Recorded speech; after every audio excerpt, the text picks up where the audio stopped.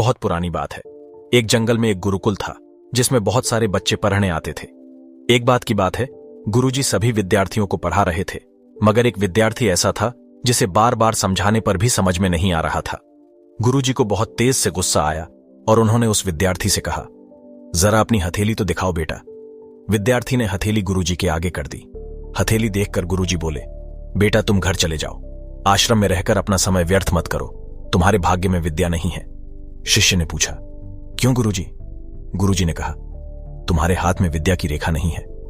गुरुजी ने एक होशियार विद्यार्थी की हथेली उसे दिखाते हुए कहा, यह देखो, यह है विद्या की रेखा, यह तुम्हारे हाथ में नहीं है, इसलिए तुम समय नष्ट ना करो और घर चले जाओ और वहां अपना कोई और काम देखो। यह सुनने के बाद उस विद्यार्थी ने अपने जेब से एक चाकू निकाला जिसका प्रयोग वह रोज सुबह अपनी दातुन काटने के लिए करता था। उस चाकू से उसने अपनी हाथ में एक गहरी लकीर बना दी। हाथ में खून बहने लगा।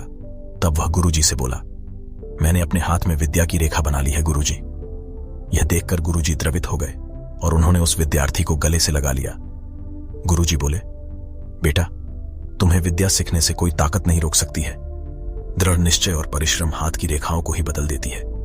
दोस्तों, वह विद्यार्थी आगे चलकर महर्षि पाणिनि के नाम से प्रसिद्ध हुए, जिसने विश्व प्रसिद्ध व्याकरण अष्टाध्यायी की रचना की है। इतनी सदियां बीत जाने के बाद भी आज 2700 वर्षों बाद भी विश्व की किसी भी भाषा में ऐसा उत्कृष्ट और पूर्ण व्याख्या का ग्रंथ अब तक नहीं बना।